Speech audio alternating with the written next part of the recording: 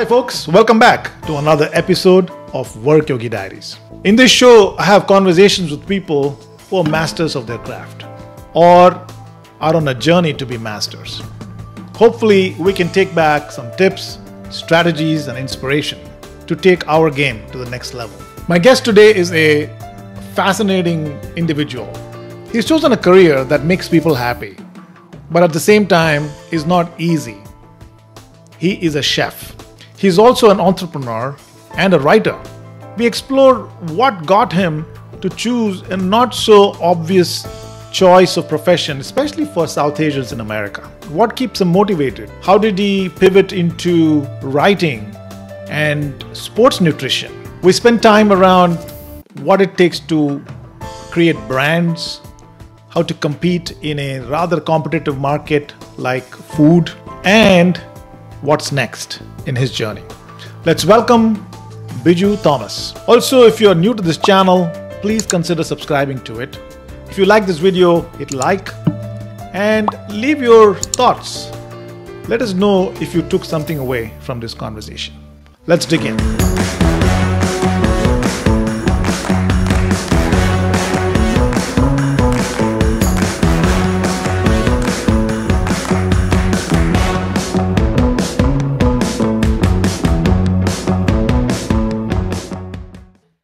Hey Biju, welcome to WorkYogi Diaries.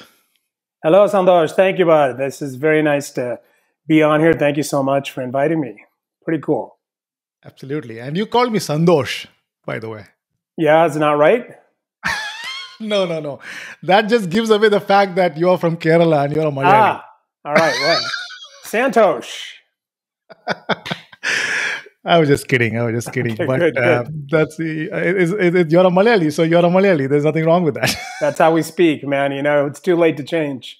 I was just messing with you. So hey, Biju, thanks for taking your time out and being in this show and podcast.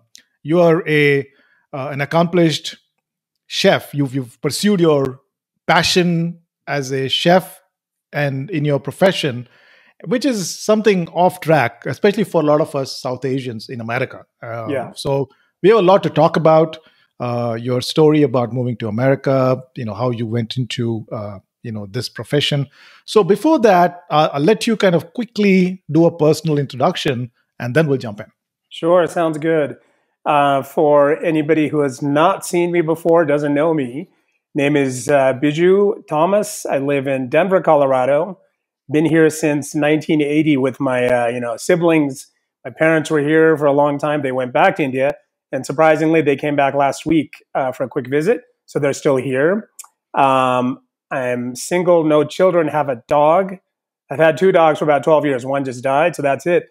If I'm not working or traveling, I spend a lot of time out on bikes, riding bikes, bicycles, hiking. I'm in Colorado, so it's a perfect place for it. But I tend to spend, as we'll get into, as an entrepreneur, as a self-employed person, I seem to pretty much be working 24 hours a day doing something. This is a perfect life for that. You are a quintessential work yogi. Yeah, I mean, it sounds like it from everything I can tell. I 100% fit that box. So yes, absolutely. Beautiful. All right. So, Biju, obviously, I want to start with the beginning, right? Very unusual career. And I personally don't know many chefs, in my friend circle. And so very, very fascinated with your choices and how it all came about. So let's do a bit of a flashback here. Let's hit ground zero. How did it all start? Yeah, for sure. So it starts with my father and I came to the States in '73 when I was 3 years old. So he was going to college here. And so he brought me for some reason and left my 4 older brothers still in India. And it was only for a couple of years, 2.5, 3 years I was here.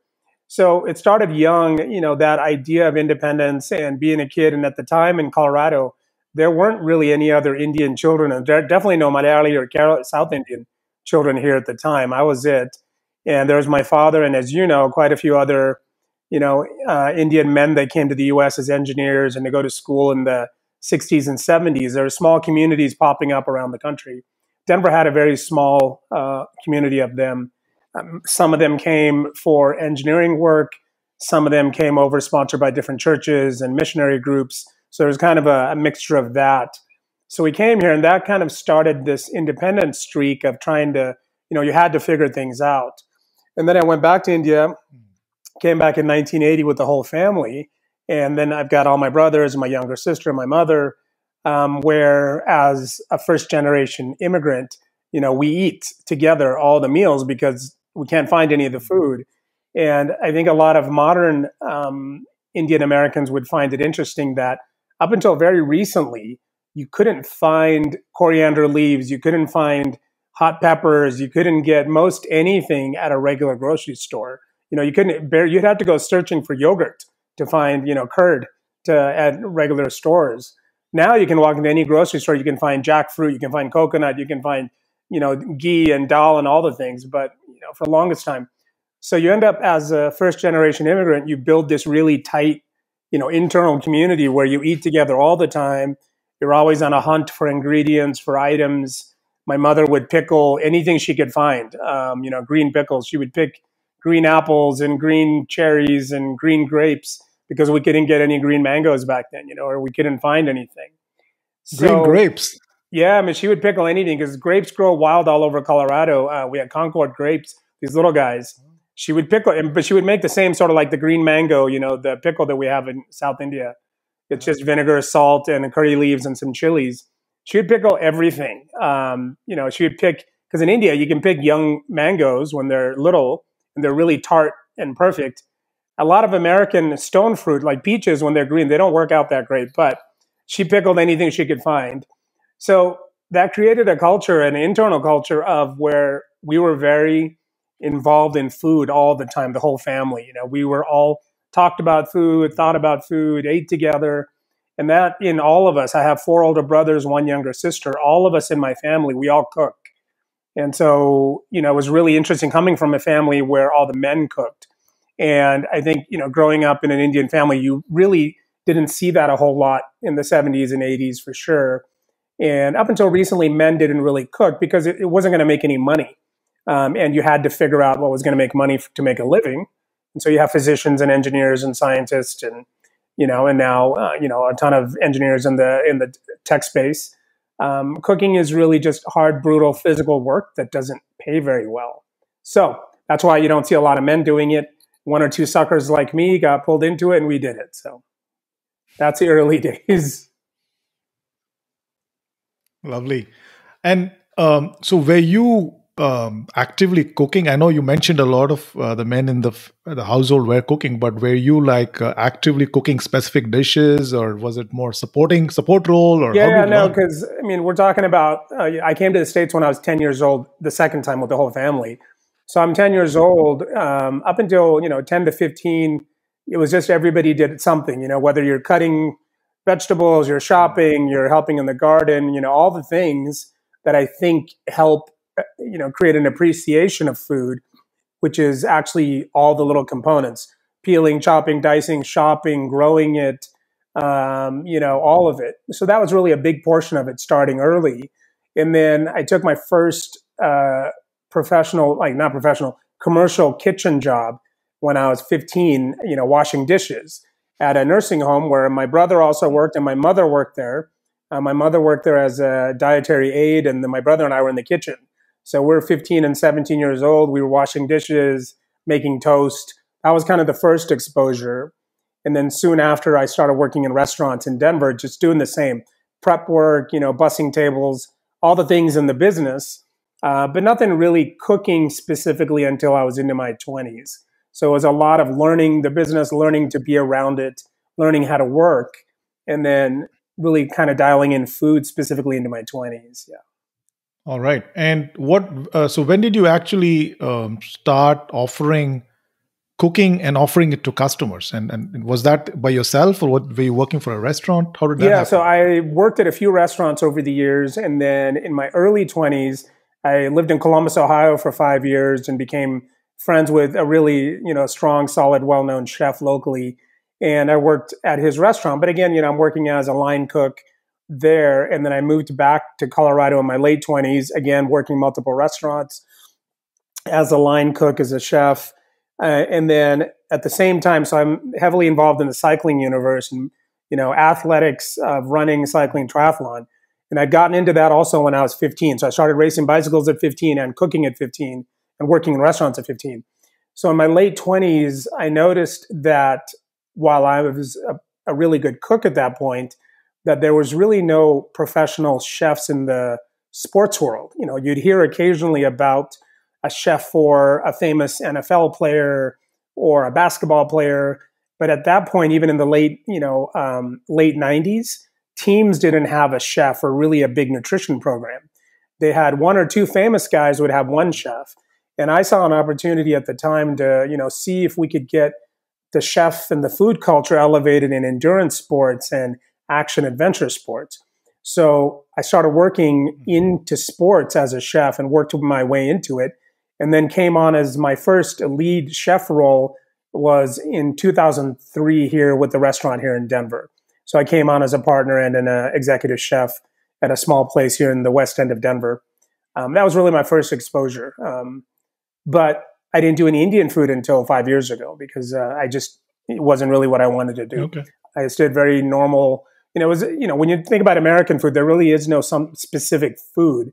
It's just, a meeting of hundreds of different cultures and every nationality.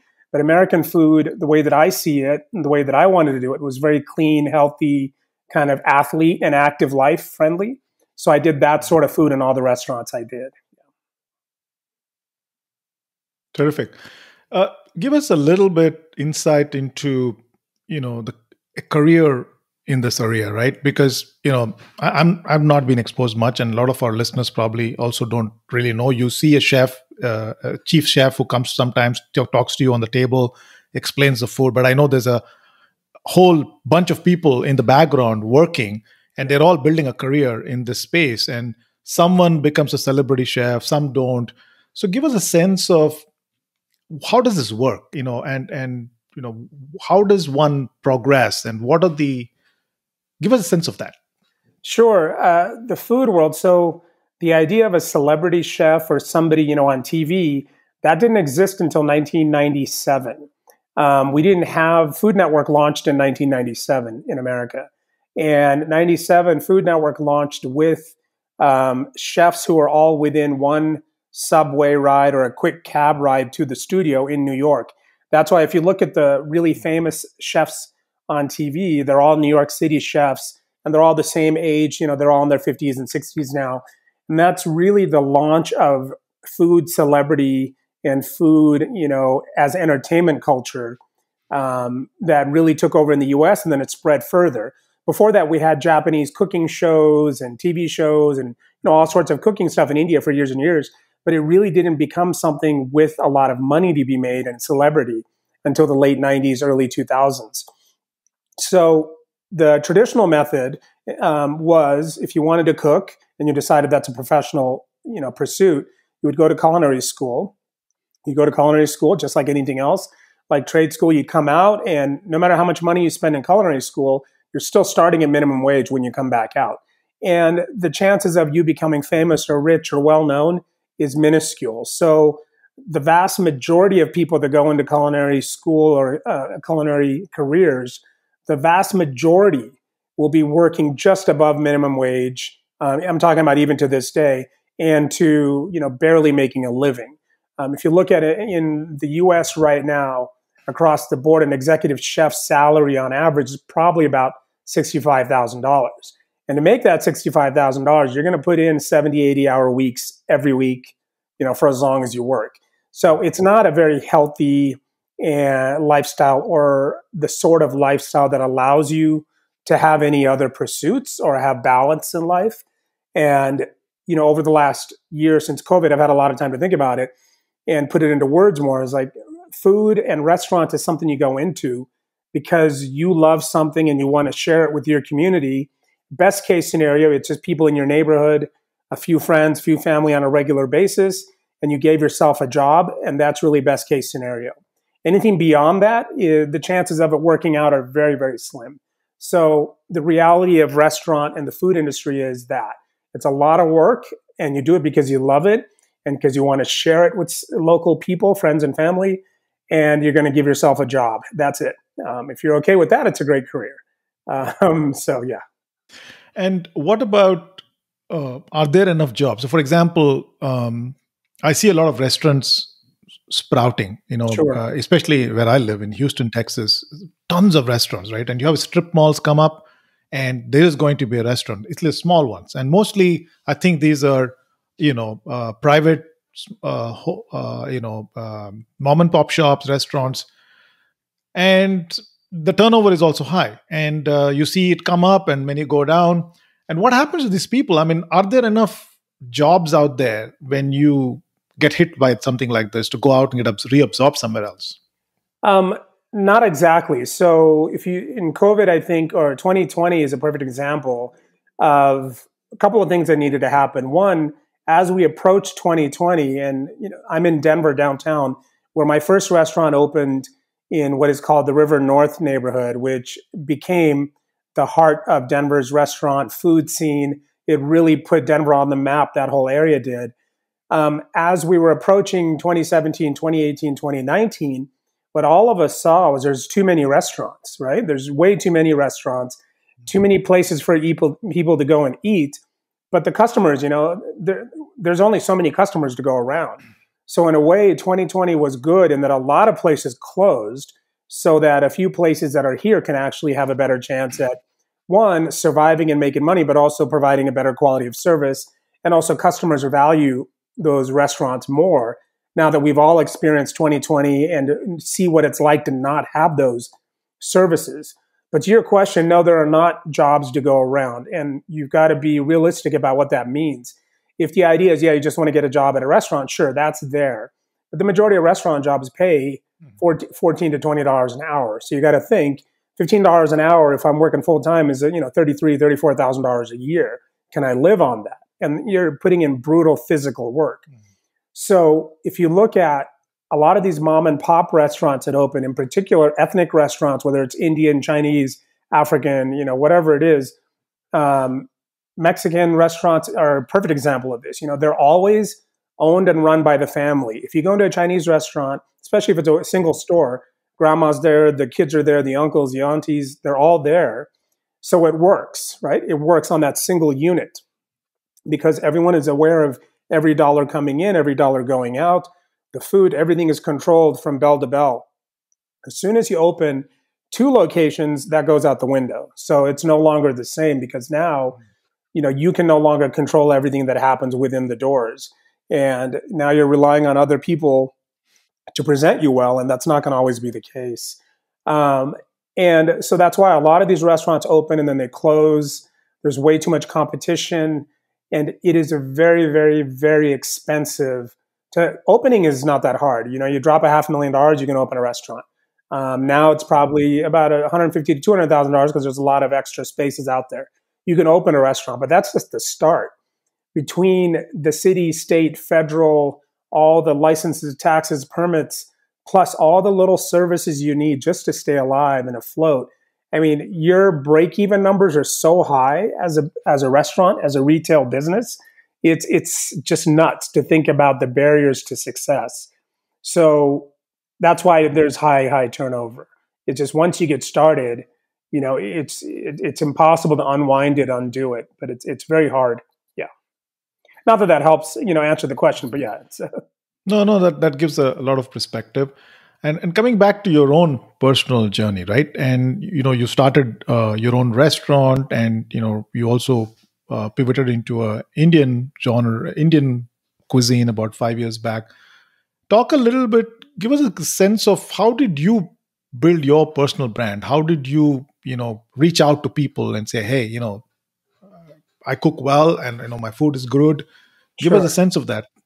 Yeah, so it was a little bit, I think, simpler for me for a couple of reasons. And by simple, I mean, the launching of the restaurant and the brand part was simple, but it took many years to get there. I've got quite a few, friends or people that I read about all the time that, wake up one day like, well, I have some money, I'm going to open a restaurant. that's not the best reason to open a restaurant, and don't open a restaurant because you love food or because you love to cook and you like how, you make a great idli. Well, that's awesome. You should not open a restaurant because of that. And in particular, today's culture and climate, there's so many variables, so many moving parts. And as you know, one bad review and you're out of business. One really bad review that connects with the public and it's over. So for me, it had started it's nuts. And there's so many different ways to go out of business now, it's, and the social media aspect is one very, immediate version of it. But, so for me, it started with, we haven't talked about this, but so I got into cooking in the sports and fitness universe. And I started doing that in the mid 2000s. I had a book come out in 2000 called The Feedzone.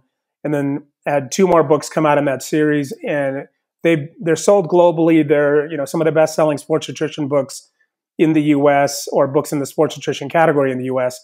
And those gave me a fairly well, established name and a brand long before I did restaurants. So those were out starting in end of 2010.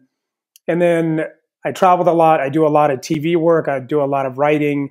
So as a personality in the food space, I'd already been out there quite a bit, for a long time. And I was doing live local TV in Denver for years, Sunday morning cooking bits. Anytime there was an opportunity, I would just go and take it and do it. That was long before there was restaurants. And for me, I knew that the only way for me to figure out the things that I want to do was to get my name out there. So I started long before social media was a thing and just cooking and getting out there and talking about it and doing, interviews like this and writing for magazines and papers, anything I could do to establish myself as an authority, as a personality, whatever, and doing really high profile events. I would cook for nonprofits and charities, but really high profile ones, the Denver Broncos, the Denver Nuggets, really big national charity fundraiser things. Those get your name out there for free, but you have to work. And I had a side job. I had a home remodeling business. So I was doing that full time and cooking for free to get the name out there for years and putting books out. And this is, early on. So that helps. And then in 2013, I was a partner in launching a sports nutrition brand in Boulder in 2011. And by 2013, I was a little, we had done the full spectrum of what I could do and I was ready for a change. And that's when I put the business plan together to do the restaurant, opened in December of 2014. So when I opened, I'd already had a ton of brand and name exposure out there. And there was a lot of interest and a lot of excitement. So the model behind the restaurant was, I want to take South Indian food, which we had never seen on a national scale. We've got a few restaurants, Houston, you've got a lot, Dallas, you've got a lot. The rest of the country, there's nothing. You got to go to Chicago, 1 or 2, New York, maybe. But South Indian food, nobody had heard about it before, about when we started getting into it. And what I wanted to do was a couple of fold. One, we're just going to stick with basic South Indian inspired food, really clean ingredients, small menu. I can't do everything because from the beginning, for me, the idea was to create a concept that could be scaled into multiple units around the country. That was always the plan. I had no desire to do a restaurant. I wanted to create a restaurant business. And that was the plan from the beginning. So I got investors, I got partners with the idea that we were going to put money into building a brand we could take nationally or globally if that was the case. So that was always the plan for me with the restaurant. I think that helps kind of think through, if you're thinking of it as a business, do I have something that can be scaled across the country? Can I open this in, Paducah, Kentucky? Can I open this in, somewhere in Arkansas? Or is it only going to work where there's a lot of Indians? And onto that, I had decided from day one that I was not going to create, there's no buffet, there's no Indian specific. We're not creating a restaurant just for Indian people, and we're not creating a restaurant just for, Americans. We want a restaurant that is a great neighborhood restaurant that happens to have Indian food. And that was always the vibe we went for.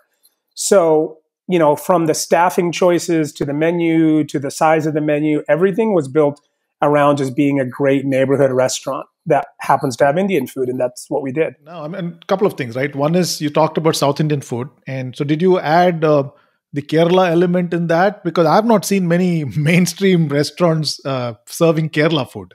Was Yeah. that a part of it, or? Yeah, for certain. That was part of it. So when we started in 2014, a couple things as far as South Indian. I mean, our menu was entirely Kerala inspired. I don't want to say straight Kerala because I'm not trying to compete with somebody's grandmother on how they make something, So we had, and the way that our menu is set is the way that philosophically I think about food and how I write about food and recipes, which is everything is made vegan unless it's obviously meat. And South Indian, Kerala, we eat chicken, we eat beef, we eat a lot of fish. So my menus had, everything was vegetarian, vegan. So no dairy cooked into anything, no ghee, no butter, no cream in anything. 100% just, you build the flavors like cooking vegetables in a certain order and getting the flavor out of the onions and the garlic, and then you build that. And then we did all of our own spice blends. So I made all of our own, blends of spices. Everything is made here in Colorado or blended here. And then we had 2 chicken dishes, 1 beef dish, and we would rotate fish in, and that was it. So, and even without adding the chicken or the beef, the dish would still be vegan. So we had, cabbage at thought, and we had coconut and everything, coconut oil everywhere. We cooked chapatis. We worked with the local a Latino tortilla factory to have them make chapatis for us, raw, uncooked chapati that we would cook in stores. And so, yeah, very much a Kerala menu. We made, and then the one addition was we made vindaloo. So we made a chicken vindaloo really hot, which is a Goa dish, right? And that became our most popular dish because, believe it or not, American people like food a lot hotter than Indian people like food. Because, we eat food, we're like, oh, that's hot enough, that's good. American people are like, no, I need a challenge. I need it to be hotter. So it was the craziest thing. I could not make food hot enough. It was the nuts. But then on my menu, and we had a coconut chutney, roasted red, the Kerala style. Coconut chutney was on the menu from day one. We did, in Kerala, we call it aracheti or aracheri, which is ground chilies and tamarind and curry leaves. That was one of our staples from day one. The funniest thing is my mom came into the restaurant in 2015 and she was blown away. She's like, there's, these beautiful skinny American girls standing in line asking for aracheti. Aracheti. She's like, can I get some more of that? It's my favorite. So it was fun things like that to introduce a whole new type of cuisine to not only Colorado, but to the US. And what started there for us in 2014, because of a lot of my background, I started getting a lot of national attention. We were in, constant media, press, Food Network, 2 or 3 separate times. We did a show on A&E, a lot of coverage. So all of a sudden, South Indian food as a category became a big part of the conversation nationally. And around that time and forward, we saw a lot of restaurants popping up all over the U.S., but small, men opening up restaurants, small South Indian inspired, Dosha only places, Uttapam only places. We didn't see a lot of that before. And I think timing was good in that it became okay to do it. And a lot of people who were just tired of, chasing their tails in the corporate life suddenly saw something they always wanted to do, but they didn't know it was okay to do it until they saw me doing it. So it was great. It was fantastic. Yeah. As I was hearing you, I think you forgot to tell your mom that the girls came not to see Adicheri. They probably came to see you. Well, we'll take it, man. We'll take it if that's the case. Whatever it takes. Got to sell that curry. Sell that curry. That's terrific. So, did you expand beyond Denver? Because I've not seen these in Texas area. Yeah, no. So the way that we went, and I'll lead up to where we are now. So the way we went, we were open for 4.5 years. We opened in 2014, and at the 5-year mark, which was this January 2020, we closed for the first time. We'd never taken a break, so I closed for 2 weeks because our lease on the downtown store ended. We had 4 stores going at that time, 4 shops going, and I had signed license agreements with 2 big airport developers to do locations inside airports around the U.S. And one is, we've all seen the newspaper store in the airports, Hudson News.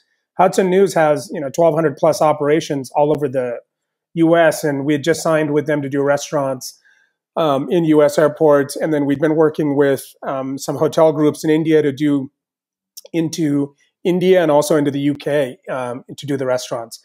So 2020 started, we took our first 10 days off in 5 years, closed the restaurant to do a quick remodel, update the menu, when we first started, it was set up like a Chipotle where you'd come in and point at the things, we'd make the bowl for you and hand it to you. Very small menu. We did samosas, we did a few curry bowls, we did some chapatis, and that was really the whole menu.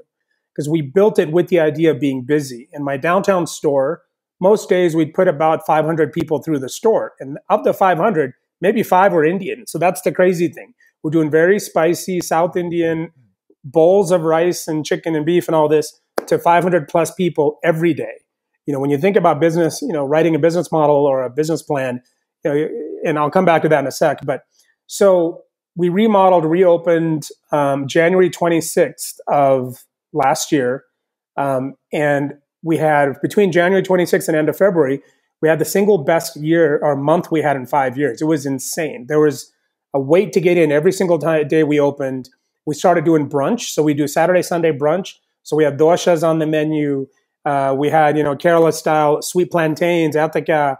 We did all the things. Plus, it was crazy. And then we went away from the Chipotle thing to where people just come to the line, order, and we bring the food to them. So with Chipotle, unless you know what a burrito tastes like, you're just throwing things in there. This way, we could compose the plate, make it look nice, and bring it to people. And the craziest thing, as soon as we changed the model, the ticket average or the customer, how much an average customer is spending doubled, like in one day. Because now, when you go through Chipotle, you're like, oh, $7 for a burrito, I'll have one burrito. But if you go to a Mexican restaurant, you're like, oh, I'll have a burrito, I'll have some chips and salsa, I'll have some guac, I'll have all these things. So the whole thing changed where people are ordering multiple items instead of just getting one thing. It was the craziest thing. So we did that, had our single best month, and then COVID hit. March 12th was our press release here with the governor. March 18th, and that my big store downtown, we did about $500,000 a year in catering alone. We do just that store. So we had a lot of cancellations right away as soon as COVID became real. And then we closed the business March 18th. So March 18th of 2020, we closed all the stores. Yeah. So that was, there was no recovering from losing $500,000 in revenue. So there's just no way to come out of that. So we were done in March of 2020. That's very unfortunate. And I think it's probably the case with a lot of restaurant businesses across the country. For sure. In the pandemic, probably. Yeah. And, the ones that can survive, there are 2 categories that I see survive. Ones are really, really small mom and pop businesses that could, really just not have to make any money for a long time. Those survived. And the ones that were bigger and had, a fair amount of money put away or have really deep pocket investors that were willing to, ride it out. The way that I saw it was we had a really good run for 5 years, got a ton of national coverage and press and attention. And we were able to, put our mark on the landscape and really bring South Indian food into the mainstream conversation in the US. So I feel like we did everything we wanted to do. It would have been nice to see the restaurants grow, but I have other feelings about that too. Restaurant business in itself is a really, really unhealthy business. And I'm really not sad about the business being done per se, because I feel like, the burden and the barriers to growth are significant, but then also the barriers to keeping it going, sustaining it, are really, really pretty heavy. So I wouldn't say awesome in that sense, but in terms of just the way you've kind of completed that phase and seemed like you kind of are moving on to something else. So what is something else? What are you going to be doing now? Yeah, so quite a bit. I do a lot of writing, as I may have mentioned. I do a lot of writing, I do a lot of consulting, and I'm very active in the convergence of food and health and fitness. And there's quite a few things that I've been involved with for many years that are really taking off in a bigger way now. And being away from restaurants has really opened up a lot more opportunities to do that more. So as of June of this year, there's, this is when it really becomes live. But do you know Outside Magazine? Outside is a, outdoor industry magazine based in Santa Fe, New Mexico. That has become a larger group of magazines. If you look up outsideinc.com, you'll see there's 30 plus brands under there. And they're all magazines and categories in my area of interest of yoga, skiing, cycling, running, triathlon, all of it under one umbrella. So I'm coming on as the senior food contributor for all of those magazines. So now what happens is I'll be able to share food and love of food and how it ties into our regular lives across multiple channels. And so my biggest role there will be to, create video, TV, stories, and written content and tie all these universes together. So that, I think the big press release for that comes out in about 2 weeks, but that's really the next phase of my life. So I get to take everything I've learned so far and not have to chase around so much, As an entrepreneur, you spend, 22 and a half hours of your day just running around, putting out fires or looking for opportunities or sales calls or, taking care of employees, whatever it is. And that's exhausting. That is exhausting. So to be able to take all the years of experience and to now just focus on the good parts it's amazing. So I'm starting that here in a couple of weeks. So your story is kind of a bit of a flip because you spent all your life being an entrepreneur and you're kind of flipping into a regular job. Most people is the other way around. You spend most of your time a regular job and then flip into being an entrepreneur, right? Yeah, that seems to be the way it's going. And I highly recommend my approach if you can do it. Because one, I just turned 51 this year. So I'm about to have my first job as an adult in my life at the age of 51. Two, because of the way that I was able to, survive and do all these things, I've got a lifetime of experience and stories and, just that experiences that now I can put to work and actually have really something more meaningful to share with the world. I applaud anybody who's willing to take the leap and start their own business, whatever it is. If the motivation is correct, of course. If the motivation is just making money, then it's probably going to be disappointing. But if there's a larger motivation of pursuing some dream, some goal, something to share that you still have left to share with the world, then 100%, whatever age, you got to do it, because you only get one go at this. If you don't do it now, there's no one else to blame. Yeah, there's a lot of gold in what you just said. And I think that's something very powerful that you said, which is a lot of us think who work in the corporate sector think that it's very cool to be an entrepreneur. Look at all those, especially in the tech industry, a lot of valuations, people are making millions. And I know, you only see the success and you also don't see so much the hard work that's gone behind it or even people in the middle of it. And I think the goal that you are sharing here is the right motive, the passion behind it, doing it for the right reason is probably the way to go versus chasing pure money. And, I think hearing from somebody as experienced as you, that makes a lot of sense. So that makes a lot of sense. Yeah. Yeah. And, in the majority of Indians in America that we know are very successful. To even just get here, you already have a level of success in your family somewhere, right? In your education. So the fact that you're here at all, you're up in the very upper percentage. And then whatever career, whatever your job you got, and because of our family structures, you're able to retain and hang on to more money.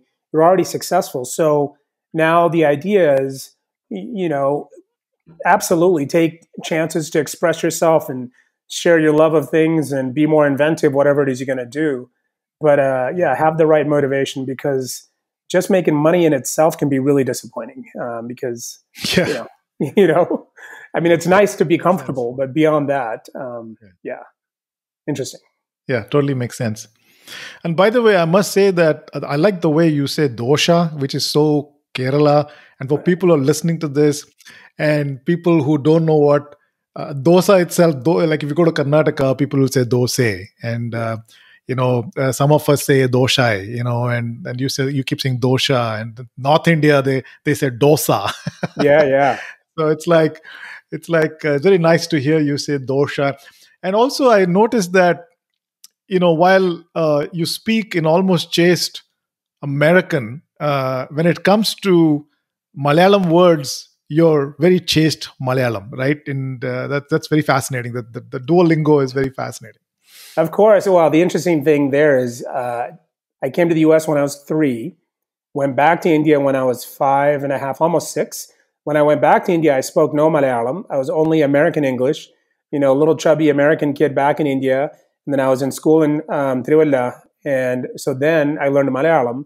So then I came to the US again when I was 10. Now I'm fluent in Malayalam and English. But when we landed in the US, I was the only one in the family that spoke English. And my sister was too young. So I had to do all the ordering, speaking everywhere whenever we went to restaurants, McDonald's, and grocery store. But we still, whenever we're together, family, we all speak and read fluent Malayalam. And it's a very big part of our family culture to make sure that we all speak the language. And, that's an interesting thing about Indian communities. Like, we know that as soon as you get to whatever country, Germany, England, the US, you speak the local language. You learn it as quick as possible because that's the only way you're going to advance. And you learn it, but you want to hang on to your culture and your family as well. So, yeah. Yeah, totally. I want to spend a little time on your foray into endurance nutrition, right? Yeah. And understand a little bit in terms of what's your philosophy behind that. Is there a particular point of view you take to endurance? Like, do you use any specific approach? I mean, is keto a thing for you? Or, talk a little bit about that, if you can, in terms of how you approach. What is your view of how to get an athlete high performing? Yeah. If you will. The first is you got to train. You got to train. You got to put in the time. And so I've got a lot of thoughts on that, and I post on Instagram and write about all this all the time. The idea that any two of us can do the same thing and expect the same result is just complete BS. It isn't going to happen. Every one of us, our physical makeup, our own internal cultural makeup, what we grew up with, what our personal habits are, so influence what the results are we're going to get out of it. And just the idea that we can all do the same thing and get equal result is just complete fallacy. So we start, and I've got a couple of books out. The Feedzone table, which came out, I'll show you, came out last, is this one, Feedzone table. This one came out in 2015. So my co-author and one of my best friend, Alan Lim, is a PhD exercise physiology. He's worked with the U.S. Olympic teams. And then he and a few other friends of ours, we started up a sports nutrition company in Boulder, Colorado called Scratch Labs. And the whole idea in all of this is that food, at the core of it, it doesn't matter if you're an athlete, you're an attorney, you're a teacher, you're a mother, whatever it is, you want to eat the best possible food available to you in the right proportions, but starting with really clean ingredients. That doesn't mean expensive. It doesn't mean go to Whole Foods and buy everything. It just means don't add a bunch of crap to your food. Don't add any, add a synthetic stuff or colors or flavors or whatever. Just keep it really simple. So the one thing we find across the board is from the very top performing athletes to complete beginners is we can eat the same food. They're just eating more of it or eating it at different times or different ratios of it depending on their own physical makeup. So I've got, blood sugar issues, and a lot of athletes do, especially because a lot of endurance athletes who for years have starved themselves at different times of day or done these extended fasts or this or that, your blood sugar doesn't regulate right all the time. So then you end up with these really bad eating habits. And oddly, I'm wearing a long sleeve shirt, but if you could see it, I'm wearing a monitor, a blood sugar monitor. There's a few of us that are doing a study on a new sensor for the sports universe. So we've got a bunch of us that are wearing these sensors for a few weeks and monitoring blood sugar fluctuations in real time and keeping track of it all to see how it affects athletes. So the biggest thing is start with really clean food, and pay attention to what you eat, because everything you eat, everything you consume has calories. And calories, give or take, that's not the end of the world. But if you're trying to lose weight, if you're trying to maintain weight, if you're trying to gain weight, whatever it is, everything you eat matters, right? So there are no just junk calories you can throw in and expect a certain result. And I live this every day. I've always, being somebody in the restaurant space, I'm a pretty thick guy for, being a cyclist. Cyclists are usually very rail thin, really little, just like endurance runners. And so for me, it's always a struggle, getting to ideal race weight, because I just like to eat and I don't like to train. It's a normal thing. So the reality on the nutrition side is eat really clean food, make it yourself every chance possible, and of course, we want to splurge and we want to have enjoyable things. Do that with family and friends together. If you're sitting at home by yourself eating a 10-pound cake, it's probably not a good sign.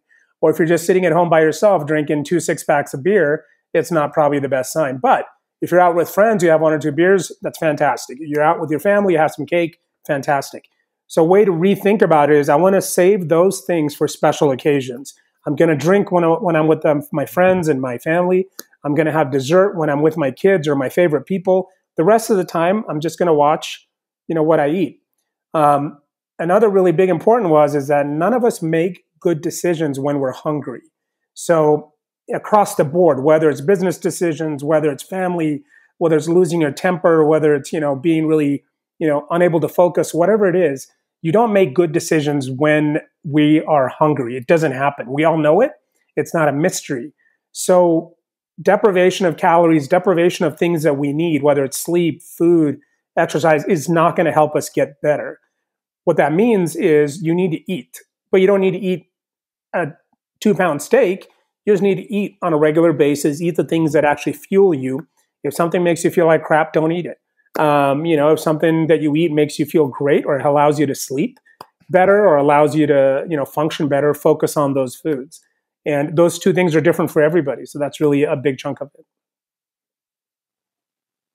And the work that you've done around, let's say, Feedzone, and also the company you talked about, Scratch Labs. Yeah, Scratch Labs. So Scratch with a K. And we're sold in Target and Whole Foods and REI stores nationwide. We're all over the place. So Scratch Labs, all natural exercise nutrition company from Boulder, Colorado. So these are what? Do you sell bars or do you sell prepackaged food? No, we do. So we originally started as a hydration, so powder, drink mix. So you put it into water as a hydration. And then from there, we've got quite a bit more. Our big focus is on hydration and electrolyte replacement for athletes. So then we've done a full range of products for, different conditions. And we started developing the product around Tour de France athletes who are doing, 5 to 7 hour days for 3.5 weeks straight for 21 days straight. So they're losing massive amounts of calories and nutrients. And so the products and the formulation was all built around those guys in the beginning, starting in the mid-2000s. We launched the brand in 2011 as Scratch Labs. So yeah, it's a full range of products. Now, if you go to our sites, we have bars, we have gels, we have recovery shakes, we have proteins, we have all sorts of things. But everything's produced, packaged here in Colorado, and everything is very clean products. All the distribution is done here in Colorado. Yeah, pretty cool. Perfect. I've always wondered, especially now, I see a lot of Indian Americans in the ultra scene, in the Bay Area. I've had many guests on my other podcast. People are pushing 100-milers. Some 100-milers now, like what used to be a marathon some time back, right? A lot of people are doing 100-milers. And a lot of these Indians are actually eating Indian food on the trails, right? So like rice ball, ghee, dal, and rice ball. That's it. Yeah. Clean, high energy, you don't need to have those gels. I don't know, maybe there's an opportunity to make that a mainstream productized Absolutely. thing. You should do it. I mean, you take like a combination of a laddu, a besan laddu, and a rice ball. So sugar, dal, rice, a ton of ghee, so really compact, dense fat. So dense calories, a little bit of sugar for the carbohydrates, and the fiber and the protein from the dal all wrapped together. And that would be, it's already shelf stable already. So the interesting thing there is if you look at, what was that book? Was it Born to Run? The one about the Indian tribes in Central America that could run and barefoot. Yeah. So in that, the 70-year-old guys are coming and doing the ultras here in Colorado, a high altitude. They're running barefoot. They're 70 years old. They're beating everybody, and they're eating tortillas and beans.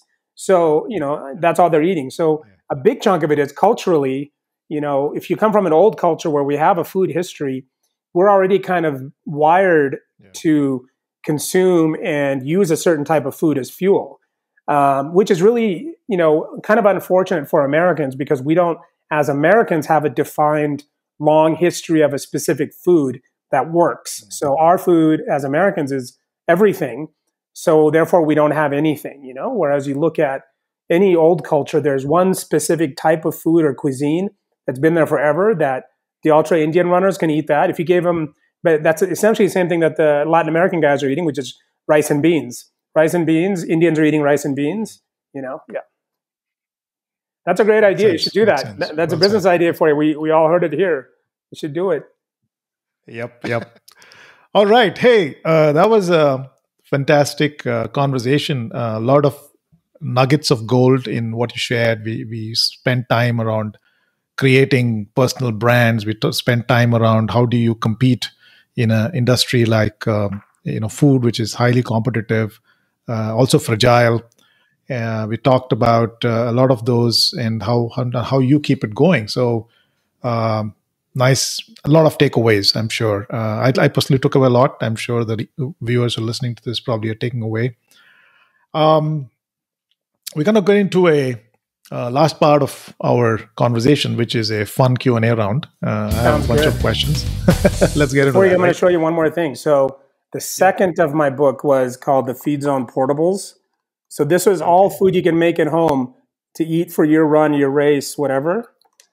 And there's a whole section of it that are rice balls, laddu balls, lentil balls, all that. So this book came out right in time, right after the 2012 Olympics. So we have a lot of the Olympic athletes in there that we were working with at the time. But we did, and a big chunk of what we do are rice cakes. They're steamed fresh rice pressed together with all sorts of different ingredients. So that's to what we were talking about earlier. That's a big part of what I pushed for years and years. It works. Terrific. It works. And these books are available on Amazon, or is there a place where people want to buy those books? Yeah, anywhere. Amazon, Barnes & Nobles, bookstores.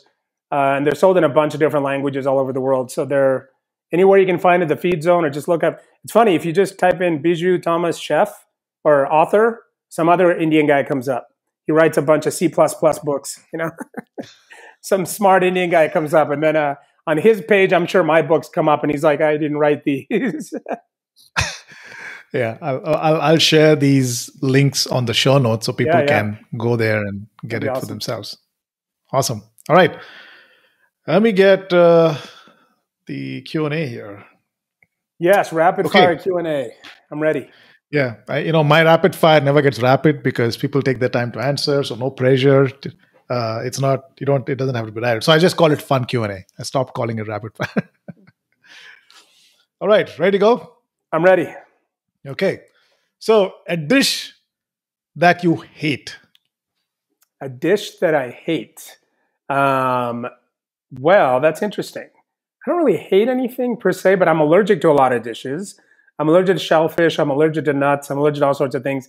But I still have to eat it just so that I know what it tastes like. I don't eat a lot of weird meat. I can't stand, I don't eat goat. I just didn't grow up with it, so it's kind of hard for me. And I'm very straight. I eat chicken. Or dislike, something you don't, something you dislike, something you're like, oh, I don't want to eat that. Yeah. There's really nothing, because I've been in the business for so long, I pretty much have to be open to everything. And I've had some pretty gross things, but I'm open to everything. I've yet to be stumped. Send something my way. I'll come over and eat. Yeah. No. No dislikes. No dislikes. Yeah, I'm like that. I can't think of anything that I don't dislike. I dislike. Okay. The worst thing of being a chef. The worst thing of being a chef is that nobody will cook for me. So, except for my family and people that know me, just if people that know me from a distance, they don't cook for me, or when they do, they overdo it. And it usually fails because I'm like, just make some scrambled eggs and some toast. We're going to be fine. Just make some rice and curry, one thing. But sometimes people go the opposite direction. They really want to, it's very stressful for them. And so I think that's the one. I wish people would just cook for me more, but they don't. That's really it. Write that down, guys. Who are our friends of Biju? Write that down. Next time you see him, cook for him. Yeah, definitely. Especially if I meet a girl and I go on a couple of dates, she's definitely not going to cook for me. So I have to trick them by telling them I don't cook. I tell them everything else about my life other than I know how to cook, Then they cook for me. That's funny. That's awesome. All right. Your favorite junk food? Man, that's a good one. Salt and vinegar potato chips. Malt, vinegar, anything salt, vinegar, potato chips, I can eat those all day long. So what I've done is to trick myself. One, there's no dessert, no sweets in the house ever. So here's something to think about, okay? If you have an eating problem or you have children who are out of shape all the time, you're the only person to blame. Don't buy those things. If you don't bring it in the house, you're not going to eat it, okay? So there's no dessert in my house ever. I save it for when I go out and go somewhere. And potato chips, I only buy small bags because I have a problem that if I open the bag, I have to eat the whole thing. And similarly, if I cook something in the pan, I have to eat the whole thing. So I only make small amounts or buy small bags of potato chips because then once I open it, I'm going to eat the whole thing. But yeah, 100% salt and vinegar potato chips. I love it. Yeah. And Big Macs once in a great while. Yeah. All right.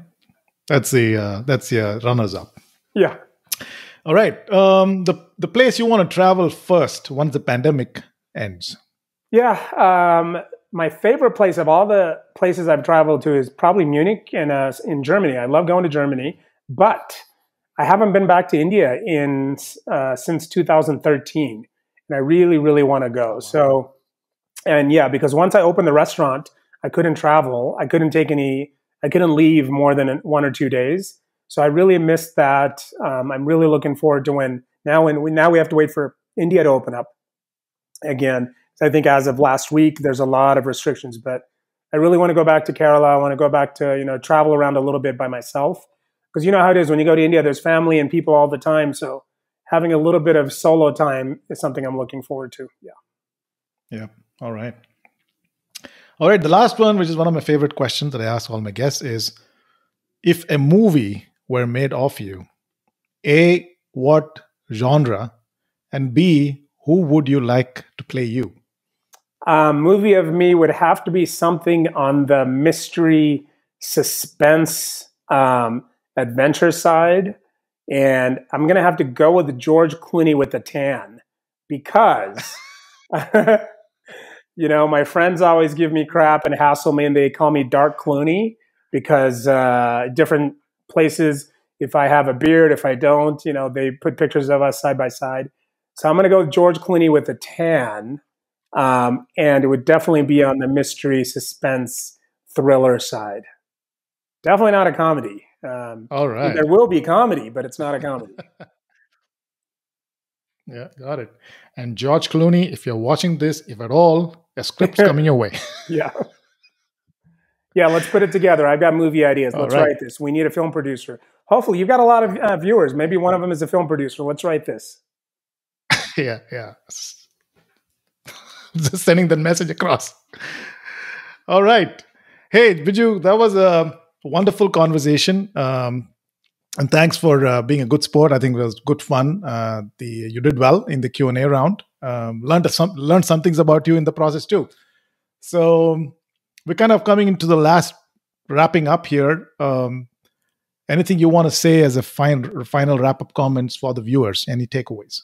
Not per se on my end, other than, I speak to a lot of groups and a lot of people that, ultimately, whatever it is we do with our lives, whether you're an entrepreneur, you have a job, you have a family, whatever it is really to take advantage of every opportunity you get to really stretch your legs and get out there.